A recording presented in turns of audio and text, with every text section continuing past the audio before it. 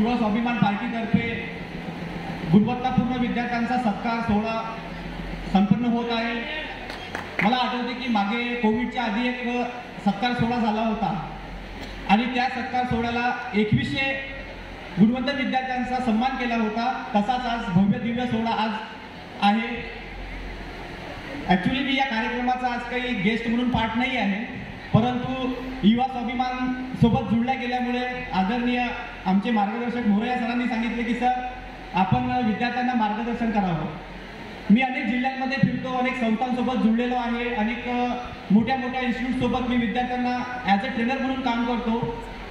ते विद्यार्थी जे मेरिटमध्ये आलेले असतात किंवा ज्या विद्यार्थ्यांना चांगली टक्केवारी मिळते, अशा विद्यार्थ्यांना पुन्हा एकदा जोमाने भविष्यातील चांगलं काम करण्यासाठी एक प्रेरणा मिळावी, त्यासाठी असे सत्कार आणि असे सन्मान सोहळे आयोजित केले जातात। एक आदर्श पालक आणि एक आदर्श व्यक्ती, आदर्श विद्यार्थी तेव्हाच घडतो जेव्हा त्याला प्रेरित केलं जातं।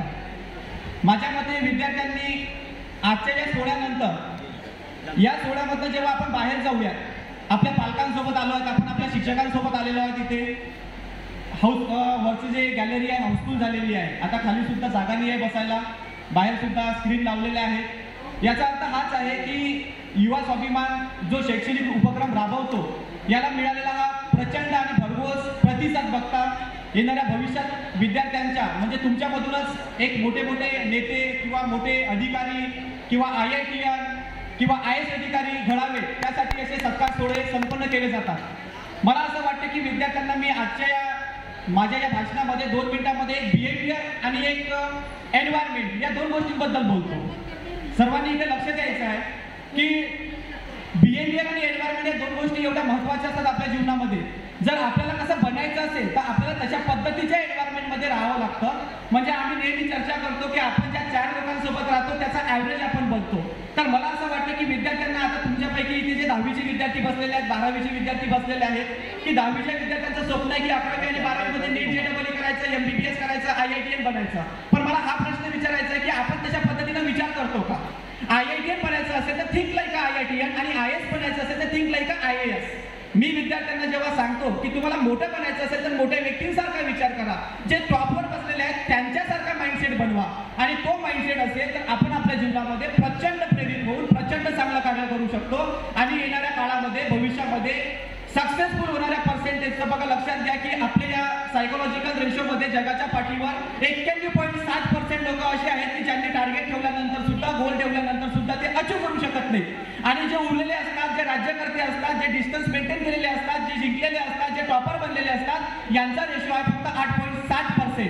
मला हेच म्हणायचं आहे की या जगामध्ये प्रचंड लोकसंख्या, प्रचंड स्पर्धा आणि प्रचंड स्पर्धेमध्ये जगावर राज्य करणारे जे 8.7% लोक आहेत, या लोकांमध्ये आजच्या या समोरच्या बसलेल्या विद्यार्थ्यांना यायचं असेल तर त्यांनी तशा पद्धतीचा विचार करावा।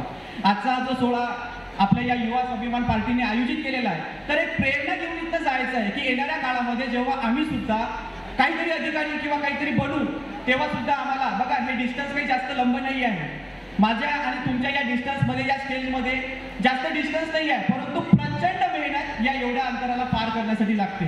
इथे जे काही आता गेस्ट येणार आहेत हे गेस्ट साधेसुधे नसणार आहेत, कुठेतरी त्यांच्या लाईफच्या अचिव्हमेंट्स, त्यांच्या लाईफचे गोल त्यांनी क्रॅक केलेले असतील, मोठ्या मोठ्या लेवलला ते काम करतायत आणि अशा पद्धतीच्या आपल्या या कार्यामध्ये विद्यार्थी दशेमध्ये जर आपण ठरवलं तर येणाऱ्या 5 ते 6 वर्षांमध्ये आपण सुद्धा हे अंतर पार करू शकतो।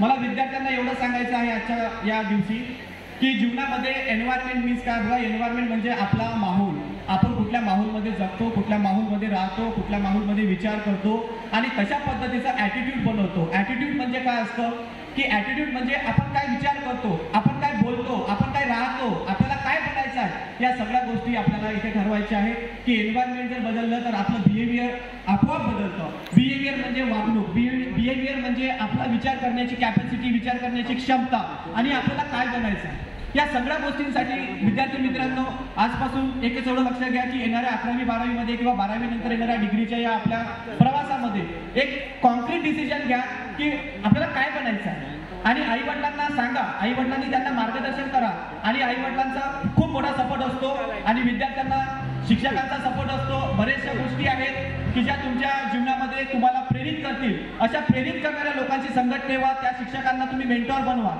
बऱ्याचशा ठिकाणी सांगितलं जातं की आपण जसं बनतो त्याच्या मागे आपल्या मेंटॉरचा खूप मोठा हात असतो. तर विद्यार्थी मित्रांनो, आपण आपल्या मेंटॉरचं ऐकायला हवं आणि मेंटॉरला जे काही तुम्हाला मेंटोरिंग करतात त्या मेंटॉरने सुद्धा आपल्या विद्यार्थ्यांना असं मेंटोरिंग करा की त्या विद्यार्थ्यांना तुम्ही टॉपवर नेऊन ठेवा. मी मागच्या सेशनमध्ये, मागच्या सोहळ्यामध्ये, कोविडच्या आधी झालेल्या सोहळ्यामध्ये इथे एक सत्कार झाला होता. विदर्भात पहिला आलेला विद्यार्थी आणि महाराष्ट्रामध्ये पहिला आलेला विद्यार्थी जो मी शिकवला होता मेरिट मेकर प्रोजेक्टचा मयूर कदम, आदरणीय भाभी आणि भाऊंनी त्यांचा सत्कार केला होता आणि पहिला सत्कार त्या विद्यार्थ्याचा झाला होता. तेव्हाच मी ठरवलं होतं की आपल्या या आपल्या अमरावतीमध्ये लातूरला, नांदेडला, पुण्याला टक्कर देणारा काहीतरी एखादा प्रोजेक्ट तयार करावा आणि मी मेरिट मेकर प्रोजेक्टच्या माध्यमातून 11 वर्षापासून अमरावती शहरामध्ये आणि जिल्ह्यामध्ये काम करतो.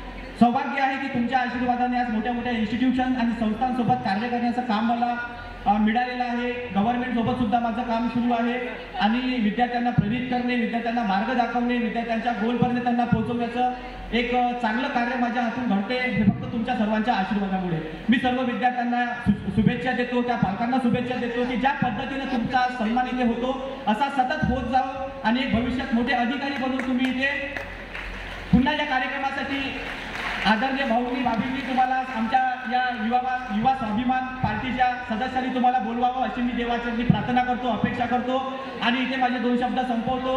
आदरणीय मोर्या सरांनी मला इथं बोलण्याची संधी दिली. माझ्या माइंडमध्ये होतं की मला इथं बोलावं लागेल.